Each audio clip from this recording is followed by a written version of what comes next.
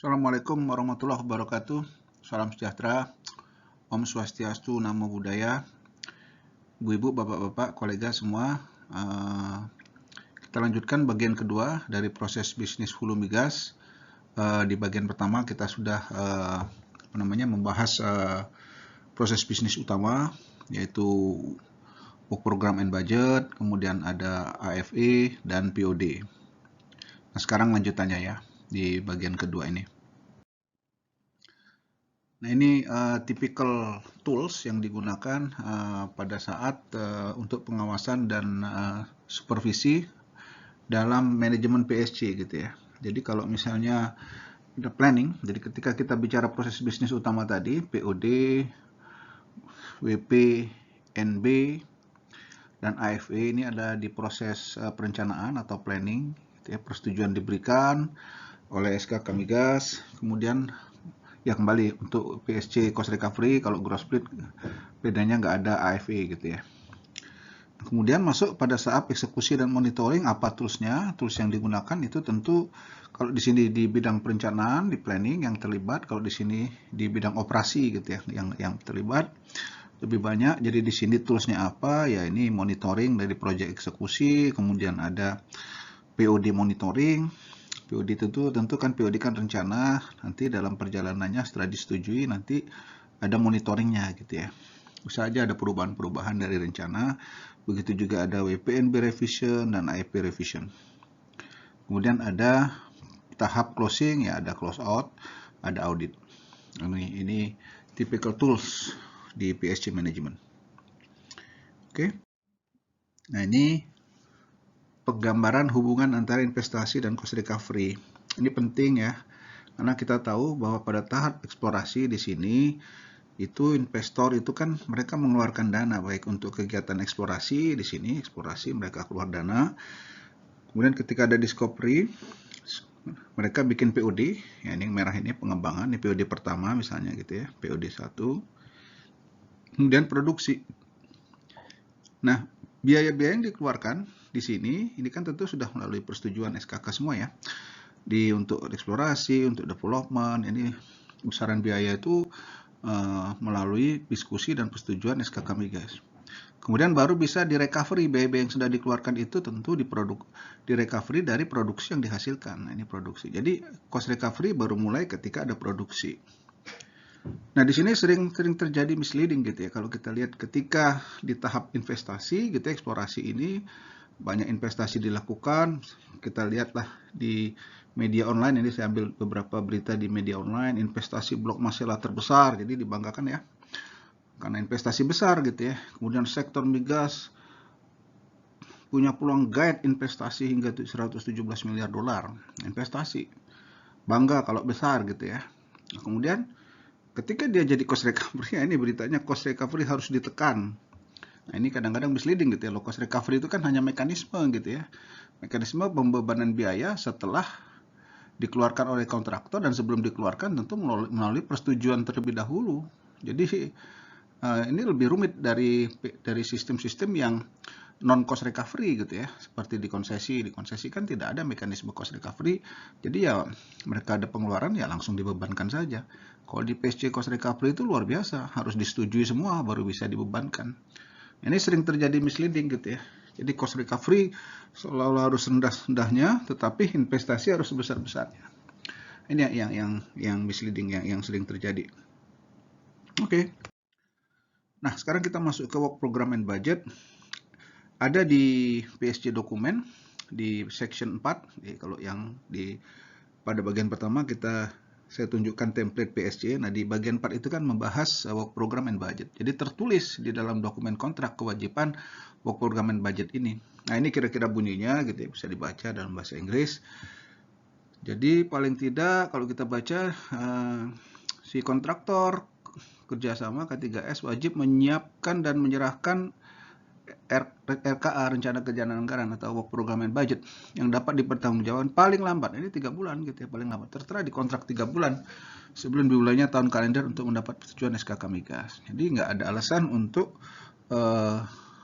terlambat gitu ya, karena sudah tertuang di kontrak, paling lambat 3 bulan. ada ke K3S kan harus ada persetujuan dari head office dan lain-lain, ya itu harus dilakukan sebelum 3 bulan supaya sesuai kontrak dapat mengirimkan rencana RKA, rencana kerja anggaran tersebut ke SK Kamigas untuk dibahas dan disetujui. Apa itu program and budget itu? Ini saya ambil dari materinya SK Kamigas yang dibuat oleh kawan-kawan SKK. Kira-kira ini bunyinya kalau kita baca, berisi usulan rincian rencana kegiatan operasi dan pembelanjaan tahunan K3S dengan mempertimbangkan tentang kondisi, komitmen, efektivitas, dan efisiensi pengoperasian yang merupakan penjabaran rencana kegiatan-kegiatan jangka panjang seperti komitmen eksplorasi, POD, kegiatan jangka panjang lain, dan seterusnya ya. Bisa dibaca sendiri. Yang meliputi apa kira-kira? Ya pertama kegiatan eksplorasi. Kegiatan eksplorasi apa aja? Ada survei seismik, studi GNG, dan lain-lain.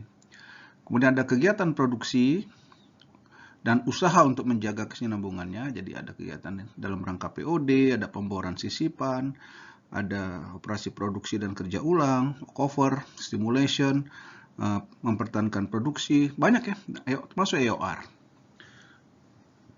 Terus ada juga biaya untuk program tersebut, untuk eksplorasi dan lain-lain. Nah ini detailnya kira-kira ya, Ibu Bapak. Rencana kerja dan anggaran itu apa saja kira-kira kegiatan yang dibahas. Oke. Nah ini teknis ya, kira-kira teknis, karena SKK itu membahas banyak sekali kontraktor K3S, wilayah kerjanya sangat banyak, sehingga ketika pembahasan work program and budget tiap tahun itu harus dibikin beberapa tim gitu ya, 3 tim misalnya, nanti diketuai oleh biasanya setingkat kepala divisi. Jadi ada ketua tim. Nah ketua tim itu akan dibantu oleh ketua subtim. Jadi ada 3 subtim nanti. Ada ini teman-teman kalau di OIL&G sudah sangat familiar. Ada subtim yang untuk BS4, budget schedule 4, itu yang akan membahas exploration drilling ya, lebih banyak membahas drilling, baik exploration maupun development gitu ya. Kemudian di BS8 membahas produksi, Kemudian di BS11 ada membahas GNA, General and Administration Expense. Nah, jadi nanti dari tim-tim itu nanti ketika rapat akan masuk ke BS4, BS8, dan BS11 gitu ya, yang nanti akan dikoordinasikan oleh ketua tim dan ketua subtim. Itu kira-kira teknisnya. Kemudian selesai beberapa hari gitu ya, tergantung kebesar kecilnya wilayah kerja tersebut gitu ya, aktivitasnya. Untuk yang kecil-kecil mungkin sehari selesai, untuk yang besar-besar mungkin lebih dari sehari gitu. Oke. Itu kira-kira work program and budget. Dan sebelum akhir tahun tentu harus sudah disetujui oleh SKK Migas. Jadi sebelum 31 Desember udah keluar persetujuannya biasanya gitu ya. Numpuk gitu dokumennya, nanti ada IP bundling. Saya pernah dulu menjabat kepala divisi pengendalian program dan anggaran, itu numpuk gitu yang harus ditandatangan pada akhir Desember tersebut gitu ya. Karena harus dikeluarkan persetujuannya. Oke. Nah, kita masuk ke AFP. AFP apa? Nah, AFP tadi khusus untuk COSREC gitu ya. COSREC CR. Lalu di gross split tidak ada AFE, tidak ada AFE. Nah, AFE untuk project gitu ya. Jadi dari OWPNB kan ada kegiatan rutin, ada kegiatan project. Nah, project itu nanti untuk yang PSC cost recovery harus dibuatkan AFE-nya, Authorization for Expenditure. Apa itu? Nah, ini dari definisi juga dari teman-teman AFE. Saya dapat dari kolega-kolega AFE. Jadi apa definisi dan jenis kegiatan? Jadi AFE adalah otorisasi pembiayaan rencana kerja dan anggaran atas kegiatan yang berbasis proyek. Jadi proyek ya, kalau rutin enggak. Yang diberikan oleh pada K3S berdasarkan hasil evaluasi teknis dan biaya, mencakup kegiatan macam-macam, mulai seismik, drilling, workover, stimulation, kemudian studi, ada fasilitas produksi atau rental, dan certain other project atau COP. Itu skop daripada kegiatan-kegiatan yang ber-AFE. Oke. Nah, kalau mekanisme pembebanan biaya ini juga penting ya. Di misalnya AFE gitu, AFE itu kan ada komponen nanti ada komponen capitalnya dan ada komponen yang non capital gitu. Nah, capital tentu kita tahu dia harus didepresiasi. Kapan bisa dibebankan depresiasinya? Tentu setelah dia put into service, place into service. Nah, place into service ketika dia mulai dipakai peralatan itu, udah mulai service, place into service ada persetujuannya tentunya. Kemudian baru boleh di depresiasinya mulai dibiayakan, ada depreciation expense-nya udah mulai gitu ya sebagai operating cost. Nah, sementara untuk yang non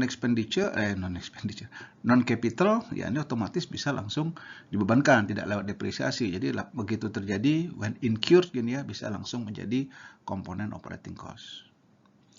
Oke, cukup singkat ya topik mengenai WPNB, Work Program and Budget, dan AFE. Jadi kira-kira itu intinya. Di materi berikutnya kita akan masuk ke proses bisnis utama yang mungkin yang paling penting ya, yaitu POD gitu ya. Itu perlu beberapa bagian, nanti saya akan pecah terkait topik POD ini. Demikian saya kira, terima kasih Ibu, Bapak, kolega semua. Salam sehat selalu. Assalamualaikum warahmatullahi wabarakatuh.